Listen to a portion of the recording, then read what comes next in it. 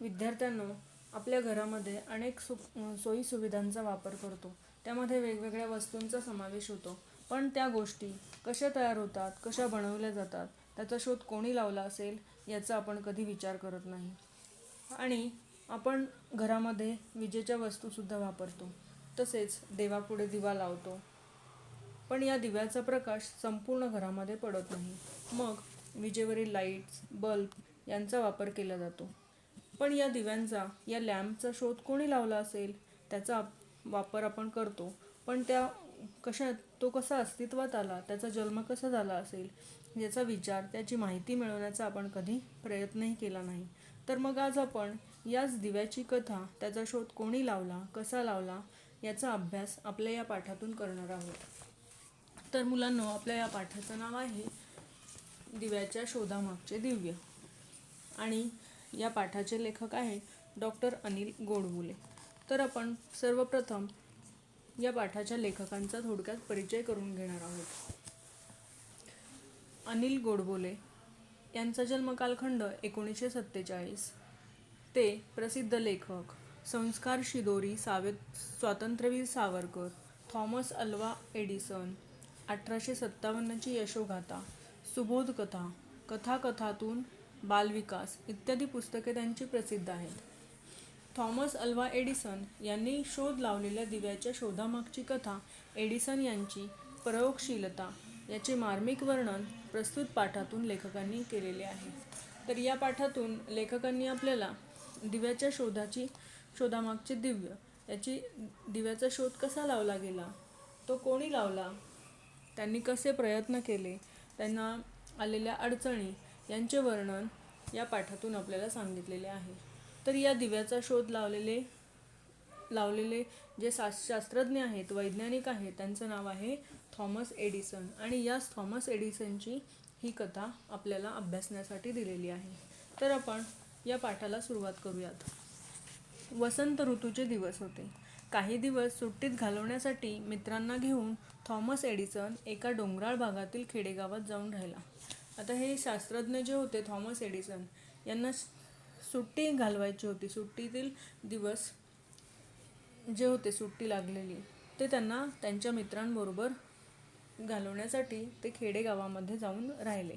आणि ते दिवस कशाचे होते, तर वसंत ऋतूचे दिवस होते. आता वसंत ऋतू हा महिना चैत्र व वैशाख या 2 महिन्यांच्या कालावधीमध्ये असतो. आणि ते दिवस मित्रांबरोबर घालवण्यासाठी थॉमस एडिसन त्या खेडेगावामध्ये गेले. सूर्यग्रहण असल्यामुळे भर दिवसा सर्वत्र अंधार पसरला होता. तिथे काही शास्त्रज्ञ आणि ज्योतिष सूर्यग्रहणाचा अभ्यास करण्यासाठी जमले होते. सूर्यग्रहण म्हणजे सूर्यावर पडणारी जी छाया असते त्याला सूर्यग्रहण असे म्हटले जाते. आणि ज्योतिष म्हणजे ज्योतिष विषयाचा जाण असणारे, अभ्यास माहीत असणारे हे ज्योतिषी, आणि शास्त्रज्ञालाच वैज्ञानिक असे म्हटले जाते. तर हे दोघे त्या सूर्यग्रहण जे होते, वैज्ञानिक आणि ज्योतिषी, हे सूर्यग्रहणाचा अभ्यास करण्यासाठी तिथे जमले होते. आणि त्याचबरोबर मित्रमंडळींच्या गप्पा रंगात आल्या होत्या. पण एडिसन कसल्या तरी विचारात गढून गेला होता. त्याच्या एका मित्राने सहजपणे विचारले, "काय एडिसन साहेब, कसल्या एवढ्या विचारात गढलात? त्या अंधारावर मात करणाऱ्या, प्रकाश देणाऱ्या वस्तूच्या शोधाची कल्पना तर नाही ना तुमच्या डोक्यात? असले काहीतरी वेडगळ विचार नेहमीच तुमच्या डोक्यात येतात." आणि मित्रांशी गप्पा मारत असताना एडिसन मित्रांच्या बरोबर त्यांचा विचार दुसऱ्या ठिकाणी त्यांचा चाललेला होता. आणि ते वेगळ्याच विचारामध्ये, वेगळेच विचार त्यांच्या डोक्यामध्ये चाललेले असताना दिसले. आणि ते त्यांच्या एका मित्राला जाणवले. त्यामुळे मित्रांनी त्यांना विचारले, "काय एडिसन साहेब, कसल्या विचारात घडलात? म्हणजे तू काय विचार करतो आहेस?" असं मित्रांनी एडिसनला विचारले. आणि मग त्यांना हेही कळून चुकले की याच्या डोक्यामध्ये अंधारावर मात करणाऱ्या, प्रकाश देणाऱ्या वस्तूच्या, म्हणजे अंधार घालवण्यासाठी अंधारात प्रकाश देणारी वस्तू जी आहे ती शोधण्याचा प्रयत्न किंवा कल्पना तुझ्या डोक्यात तर नाही ना चालली, असं पण त्यांचा मित्र त्यांना म्हणू लागला. असले काही विचार, वेडगळ विचार नेहमीच तुझ्या डोक्यात येतात. आणि असे हे वेडगळ म्हणजे खुळचट ज्याला आपण म्हणतो, ते विचार नेहमीच तुझ्या डोक्यात येतात, हे आम्हाला माहीत आहे, असं त्यांचे मित्र त्यांना म्हणाले. मला वेडगळ म्हणा किंवा काहीही म्हणा, पण खरेच नेमका असाच विचार माझ्या डोक्यात आला आहे. मी अशा काहीतरी प्रकाश देणाऱ्या वस्तूंच्या शोधात आहे की जी किमतीने कमी असेल, पण सामान्य माणसालाही रोजच्या जीवनात तिचा उपयोग होईल. आणि तो मित्र तसं म्हटल्यानंतर एडिसन त्याला म्हणाले की हो, मी असाच काहीतरी विचार करतोय आणि मी हा विचार करतोय म्हणून तुम्ही मला काही म्हणा, पण मला तो विचार माझ्या डोक्यात आता आला आहे आणि त्या वस्तूच्या शोधात मी आहे. मग पण ती वस्तू प्रकाश तर दिली पाहिजे त्या वस्तूने, आणि त्याचप्रमाणे तिची किंमतही कमी असली पाहिजे, की जेणेकरून जो माणूस गरीब आहे, सामान्य आहे, त्या माणसालाही त्या वस्तूचा उपयोग होईल आणि त्याचा वापरही करता येईल. एडिसनच्या मित्रांनी फारसे गंभीरपणे मनावर घेतले नाही. बऱ्याच जणांनी तर ते हसण्यावरच नेले. आणि असे म्हटल्यानंतर त्यांचे जे मित्र होते त्यांनी त्यांची गोष्ट, त्यांचा विचार जो होता तो खूप मनावर घेतला नाही. त्याचं टेन्शन जे म्हणतो आपण, किंवा खूप असं गंभीरपणे त्या विचाराला महत्त्व दिले नाही आणि त्यांनी सगळी ती गोष्ट हसण्यावरी लिहिली. ते हसू लागले त्यांच्या गोष्टीवर, थट्टा केली त्यांची. तुम्हाला ही थट्टा वाटते, पण हातच्या कंकणाला आरसा कशाला? आणि एडिसननीही त्यांना सांगितले की माझ्या जी डोक्यामध्ये कल्पना आली आहे ती तुम्हाला चुकीची वाटते, तुम्ही त्याची थट्टा करताय, पण हातच्या कंकणाला आरसा कशाला असं म्हणतात. कंकण म्हणजे काय? बांगडी. माझी थट्टा करू नका असं ते त्यांना म्हणतात. आता हा एक वाक्प्रचार येतो, हातच्या कंकणाला आरसा कशाला, असा वाक्प्रचार म्हणून सुद्धा त्याचा उपयोग केला जातो. माझ्या मनातील कल्पनेप्रमाणे असणारी वस्तू शोधण्याचे आव्हान मी स्वीकारले आहे. एडिसन अगदी सहजपणे बोलून गेला. एखादी कल्पना मनात आली की तिचा सतत पाठपुरावा करणे हे तर एडिसनचे वैशिष्ट्य होते. आणि एखादी गोष्ट मनामध्ये आली, ती करायची ठरवली, तर एडिसन काय करायचे? पुढे मागे पाहत नसत. मग ती कल्पना पूर्ण होईपर्यंत ते तिचा पाठलाग करायचे, पाठपुरावा करायचे, तिचा पिच्छा ते सोडत नसत. आणि हे त्यांचं काय होतं? वैशिष्ट्य होतं. त्यांचं विशेष गुणधर्म त्यांच्यामध्ये होता तो. एडिसनने आव्हान स्वीकारले खरे, पण हे काम वाटते तितके सोपे नव्हते. कृत्रिमरित्या प्रकाश निर्माण करण्याचे व रात्रीच्या दिवसात रूपांतर करण्याचे यापूर्वीही काही प्रयत्न झाले होते. आता हा जो त्यांचा हा प्रयत्न त्यांनी करायचं ठरवलं होतं, ते जे काम होतं त्यांना करण्यासाठी ते पुढे आले होते, त्यांच्या डोक्यात जो विचार आला होता, हे काम त्यांना प्रकाश निर्माण करायचं होतं. रात्रीच्या दिवसामध्ये सुद्धा हा प्रकाश उपयोगात यावा असा त्यांचा प्रयत्न होता. पण हा प्रयत्न याच्या आधी सुद्धा एका शास्त्रज्ञाने केलेला होता. सर हम्फ्रे डेव्ही याने खाणीमध्ये वापरण्यासाठी एक कमानदार दिवा तयार केला होता. त्यात वीज वाहून नेणाऱ्या तारांच्या टोकांना कार्बनचे म्हणजेच कोळशाच्या पदार्थाचे तुकडे जोडले होते. ताराची कार्बन जोडलेली टोके जवळ आणली की त्यातून झगझगीत प्रकाश निर्माण व्हायचा. पण या प्रकाशाच्या उपयोगाला फार मर्यादा होत्या. आता या एडिसनच्या अगोदर सर हम्फ्रे डेव्ही या शास्त्रज्ञाने सुद्धा हा प्रयोग करण्यासाठी, हा विचार किंवा हे जे शोध लावण्याचं काम त्यांनी केलेलं होतं. आणि त्यांनी सुद्धा हा प्रयत्न करून बघितला होता. आणि त्यांनी खाणीमध्ये वापरण्यासाठी, कोळशाची खाण असते, वेगवेगळ्या खाणी असतात, मग या खाणीमध्ये वापर करण्यासाठी त्यांनी कमानदार असा कमान असलेला दिवा त्यांनी तयार केलेला होता.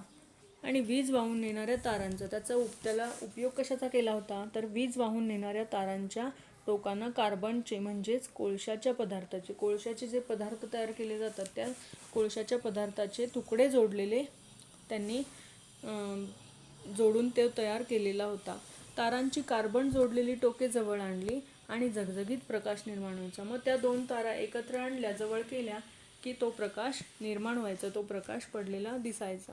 आता तुम्हाला माहीत असेल की आपण गारांचे खडे घेतो, मग ते गारांचे खडे एकमेकांवर आपटले की सुद्धा आपल्याला लाईट लागल्यासारखं दिसतं. लहानपणी तुम्ही कधी त्याच्याशी खेळला असताल, त्यावरून तुम्हाला कळेल की कसं निर्माण होती वीज. त्यातून निर्माण होणारा विषारी वायू हाही धोकादायक होता. प्रकाश तर जास्त वेळ टिकणारा हवा, तो कमी खर्चात निर्माण करता यायला हवा, तो प्रखरही नको. त्यातून विषारू वायूचा धोकाही नको. हे सारे कसे जमायचे? एडिसनचे विचारचक्र सुरू झाले. मग या सर हम्फ्रे डेव्हीने जो शोध लावला होता त्याचा विचार एडिसन करू लागले की हा प्रकाश निर्माण होण्यासाठी ही तारांची टोके कशी जवळ आणली असेल आणि हे कार्बनचे तुकडे जाळून प्रकाश कसा निर्माण केला असेल. हे काम कसं आहे, खूप खर्चिक आहे, महाग आहे, म्हणजे त्याला जास्त खर्च येऊ शकतो असं त्यांच्या डोक्यामध्ये विचार आला. आणि त्यातून विषयुक्त सुद्धा वायू निर्माण होऊ शकतो आणि तो धोकादायक म्हणजे भयावक चिंताजनक सुद्धा आहे असं विचारचक्र त्यांच्या मनामध्ये सुरू झालं. मग हे सगळं कसं जमवून आणायचं, याचा मेळ कसा बसणार? पुढे ते म्हणतात, कोणताही नवा शोध एकाकी लागत नाही. निरीक्षण, अनुमान, प्रयोग, पुन्हा पुन्हा प्रयोग करणे हे चक्र सतत चालूच राहतं. मग कोणताही शोध लावायचा म्हटलं, कोणतीही वस्तू तयार करायची म्हटलं तर त्याला एकाकी लागत नाही. तसेच अनुमान, निरीक्षण, प्रयोग, आता त्याच्यामध्ये निरीक्षण, पाहणीसुद्धा महत्त्वाची, तपासणी महत्त्वाची, त्याचा तर्क, अनुमानालाच काय म्हटले जाते, तर्क, अंदाजसुद्धा महत्त्वाचा, आणि प्रयोग, प्रात्यक्षिक, म्हणजे त्याची प्रात्यक्षिक करणेसुद्धा तेही तितकेच महत्त्वाचे असते. आणि हे जे चक्र असतं हे सतत चालूच राहते. एडिसनने प्लॅटिनमचा उपयोग करून पाहिला. तो थोडा फार यशस्वी झाला, पण असला महागडा प्रयोग व्यवहार्य नव्हता. आणि त्यांनी काय केलं, प्लॅटिनमचा उपयोग करून पाहिला आणि तो उपयोग करून पाहिल्यानंतर तो यशस्वी झाला, पण तो जो प्रयोग होता तो खूप महाग असल्याचा त्यांच्या लक्षात आला, व्यवहार्य नव्हता. त्याच्यानंतर ते म्हणतात, उन्हाळ्याचे दिवस. हातातल्या पंख्याने वारा घेत असताना एडिसनचे लक्ष पंख्याच्या काडीकडे गेले. या बांबूपासून कार्बन करता येईल का? मनात विचार आला की लगेच प्रयोगांना सुरुवात. हा बांबू कोणत्या जातीचा असावा? उष्णकटिबंधात आणि विशेषतः आफ्रिका आणि आशिया खंडात बांबूच्या असंख्य जातींची लागवड केली जाते. आता हा प्रयोग पहिल्यांदा जो प्रयोग केला त्यांनी, त्या तारांचा प्रयोग करून बघितला आणि नंतर त्यांच्या डोक्यात आलं की त्यांनी उन्हाळ्यामध्ये आपण हातातला जो पंखा वापरतो, फॅन वापरतो, आणि त्या फॅनच्या ज्या काड्या होत्या, बांबूच्या काड्या त्या वापरलेल्या होत्या, आणि त्या काड्यांकडे लक्ष गेले त्यांचे आणि त्याच्यापासून विचार करू लागले की आता आपण आपल्या हातात ही बांबूची काडी आहे, तर या बांबूच्या काडीपासून आपल्याला काही करता येईल का, कार्बन करता येईल का, असा विचार त्यांच्या मनामध्ये आला.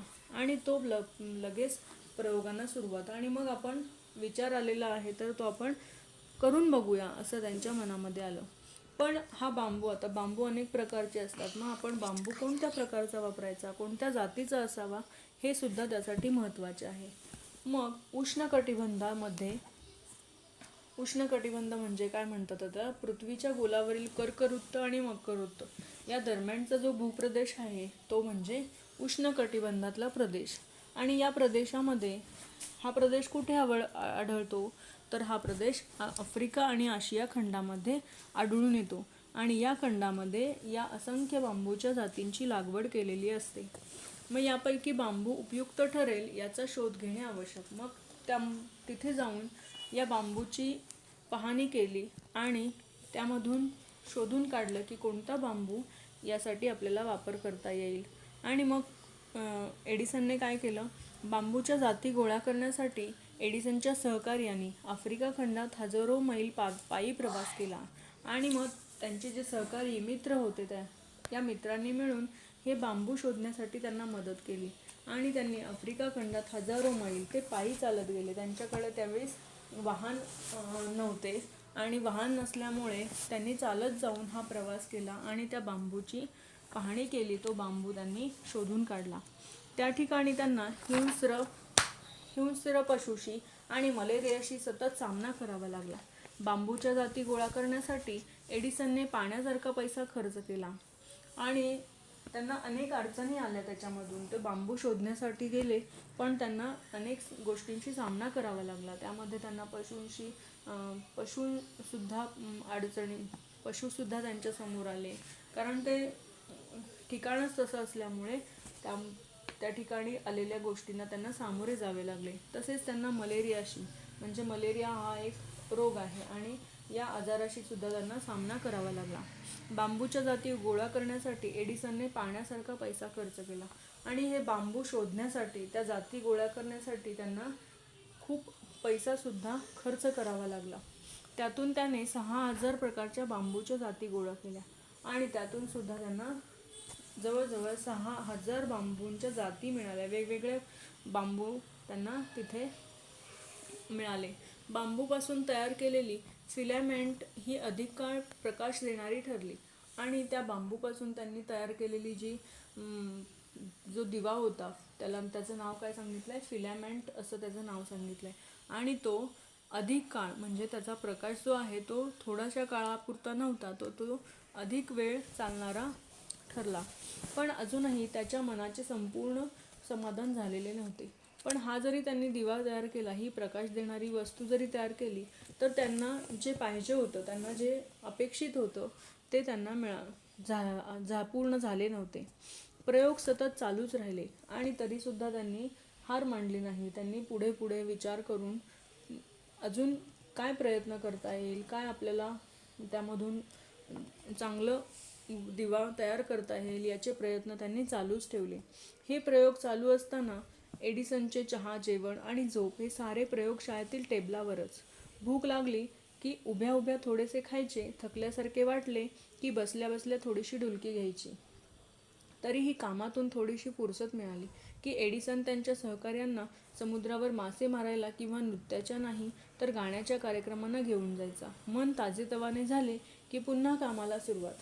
मग हे एडिसन काय करायचे की जेव्हा काम असेल ते प्रयोगशाळेमध्येच करायचे आणि त्यांचं जेवण, खाणं पिणं, झोपणं या सर्व गोष्टी ते त्या प्रयोगशाळेच्या टेबलावरच होत असे. आणि भूक लागली की ते काय करायचे, उभं राहूनच जे काही खायचं असेल, जेवण करायचं असेल ते खायचे. आणि थकल्यासारखे जेव्हा वाटेल, जेव्हा कंटाळा वाटेल किंवा दमल्यासारखे वाटेल, तेव्हा ते त्याच खुर्चीवरती त्याच प्रयोगशाळेमध्ये बसून थोडीशी झोप घ्यायचे, डुलकी घ्यायचे. आणि त्याच कामातून थोडीशी फुरसत मिळाली, थोडासा निवांतपणा किंवा जरा फ्रेशनेस मिळावा म्हणून ते काय करायचे की त्यांच्या सहकार्याला, त्यांच्या मित्रांना घेऊन थोडासा विरंगुळा म्हणून समुद्रावर मासे मारायला किंवा नृत्य, गाण्याच्या किंवा कार्यक्रमाला वगैरे घेऊन जायचे.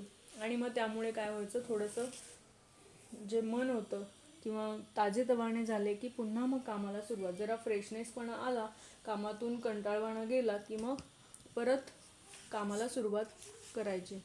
सुरुवातीला दिव्याच्या प्रयोगाबाबतची प्रत्येक कल्पनाच योग्य आहे असे एडिसनला वाटायचे. आणि मग ही दिव्याची कल्पना आपल्या डोक्यामध्ये तर आलेली आहे, मग ही कल्पना योग्यच आहे, आपण हे काम पूर्ण करणार आहोत असं त्यांना वाटायचे. पण प्रयोग करून पाहिल्यानंतर त्यातील फोलपणा जाणवायचा. आता फोलपणा म्हणजे काय तर व्यर्थपणा, निरुपयोग असं त्याला म्हटलं जाईल. मग थोडासा प्रयत्न केला, मग त्यातून यश नाही मिळाले की त्यातून त्यांना हे व्यर्थ गेलं किंवा वाया गेलं असं त्यांना जाणवायचे. केलेला प्रत्येक प्रयोग आणि त्यातून काय आढळले याची पद्धतशीर नोंद वह्यांमधून ठेवली. अशा त्यांच्या प्रयोगाच्या 200 वह्यांची 40,000 पाने भरून गेली. एडिसनचे काही टीकाकार त्याला म्हणायचे, हा सगळा खटाटोप फुकटचा गेला म्हणायचा, कारण यातल्या प्रत्येक नोंदी या फसलेल्या प्रयोगाच्या आहेत. या टीकाकारांना एडिसनने उत्तर दिले आहे, मी जे हजारो प्रयोग केले ते फसले तरी फुकट गेले असे म्हणता येईल. निदान माझ्यानंतर प्रयोग करणाऱ्यांना हेच प्रयोग पुन्हा करून पाहण्याची गरज नाही. त्याचे ते श्रम आणि वेळ वाचला, हा फायदाच नाही का? तर आता एडिसन जे काही प्रयत्न करायचे त्यातील प्रयत्न व्यर्थ जायचा. आणि हे जे व्यर्थ गेलेले प्रयोग आहेत त्यांनी काय केले होते की वह्यांमध्ये त्यांची नोंद त्या टाचन करून ठेवलेलं होतं, त्याचं टिपण करून त्यांनी ठेवलेलं होतं. आणि अशा प्रकारे त्यांच्या जवळजवळ 200 वह्यांची 40 पाने भरलेली होती. 200 वह्या त्यांच्या भरून गेलेल्या होत्या की त्या नोंदी करून तिथे पॉईंट लिहून किंवा टाचन लिहून त्यांची 200 वह्यांची पाने भरून गेली होती. आणि त्यांचे जे टीकाकार होते, त्यांचे जे मित्र होते ते त्यांना टीका करायचे. शेरेबाज वगैरे आपण त्याला म्हटलं जातो की हा कशाला करतोय तू सगळा खटाटोप, आटापिटा, ही दगदग काही गरज नाही करायची असं ते त्यांना म्हणायचे. आणि मग त्यावर त्यांचं उत्तर असायचं की मी हे जे काही प्रयोग केले आहेत, ज्या काही गोष्टी, ज्या काही प्रयत्न मी केले आहेत, ते प्रयत्न माझे फुकट जाणार नाहीत. आणि ते प्रयोग काय होतील की पुढे जर कोणी याचा प्रयोग करत असेल, ह्याचा शोध लावत असेल, तर तो शोध लावण्यासाठी हे जे माझे प्रयत्न आहेत ते त्यांना उपयोगी पडतील. आणि त्याच्यामुळे काय होईल, त्यांचं श्रम आणि वेळसुद्धा वाचेल आणि या प्रयत्नांचा त्यांना फायदा होईल, असं ते म्हणायचे. सतत 10 ते 12 वर्ष प्रयोग करून पाहिल्यानंतर दिव्यामध्ये फिलेमेंटसाठी वापरण्यात येणाऱ्या टंगस्टन धातूचा प्रयोग यशस्वी झाला. इतका महत्त्वपूर्ण शोध लागला, पण ते लोकांना माहिती कसा व्हावा, त्यांच्या डोक्यात एक कल्पना आली. मेनलो पार्क येथील घराभोवती त्यांनी प्रचंड मोठा मांडव उभारला. त्या ठिकाणी नाना प्रकारच्या दिव्यांची आकर्षक रोषणाई केली. झाडाझुडपात, अंगणात, गच्चीवर किंबहुना जिथे जागा मिळेल तेथे वाटाण्यापासून भोपळ्यापर्यंतच्या विविध आकाराचे, रंगाचे दिवे लावण्यात आले. तो दिवस होता 21 ऑक्टोबर 1869चा. घराभोवती दिव्यांचा झगमगाट पाहायला सारे गावच्या गाव लोटले होते. एडिसनने केलेल्या या दिवाळीचा वर्तमानपत्रात आणि सगळीकडे गवगवा झाला. वर्तमानपत्रातून दिव्याच्या शोधाची बातमी जगभर पसरली.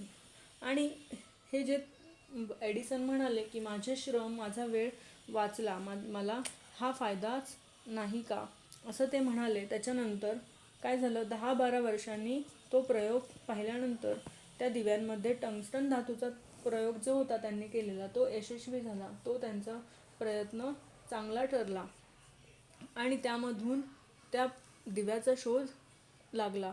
आणि हे लोकांना माहीत नव्हतं. मग हे लोकांना माहीत होण्यासाठी काय करायचं, आता ही मग त्यांच्या डोक्यामध्ये एक कल्पना आली. त्यांनी काय केलं, त्यांचं जे घर होतं मेनलो पार्क येथील, त्या घराभोवती त्यांनी प्रचंड मांडव केला. आता एखादा कार्यक्रम असल्यानंतर आपण जशी रोषणाई करतो, मंडप घालतो, सजावट करतो, त्याप्रमाणे त्यांनी त्या घराची रोषणाई केली.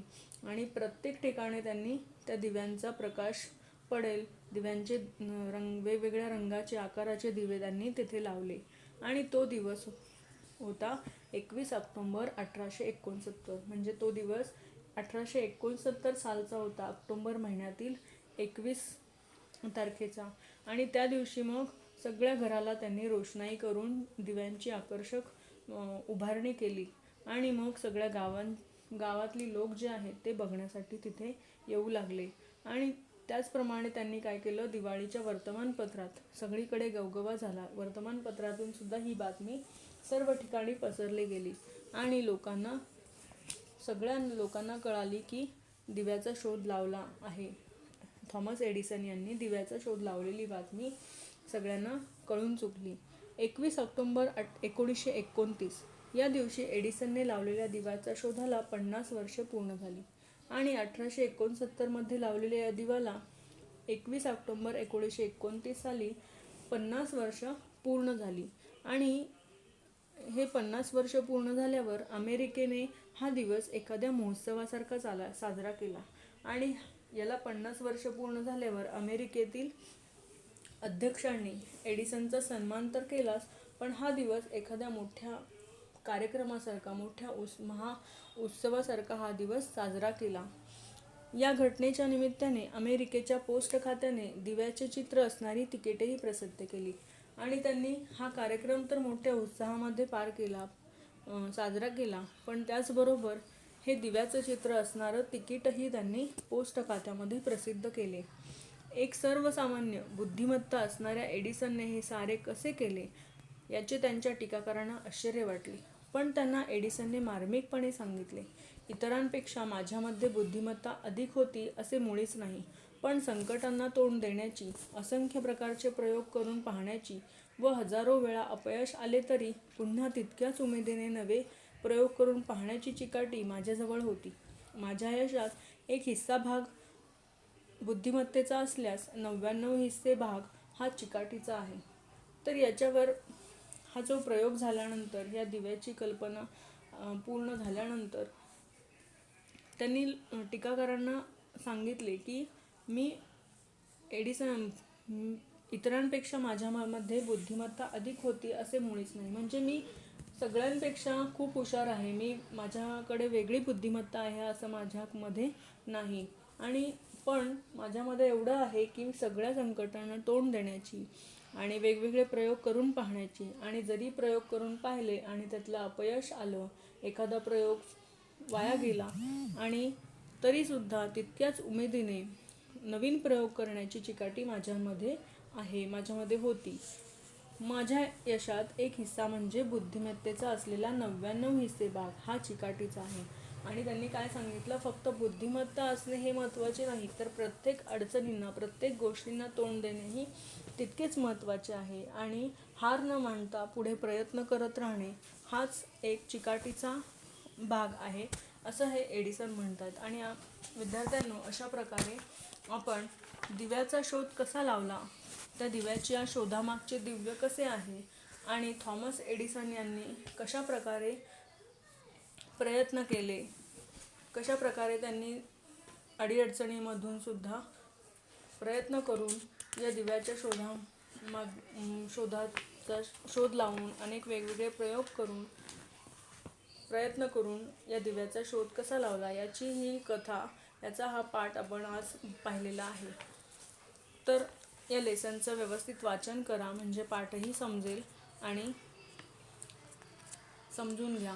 धन्यवाद.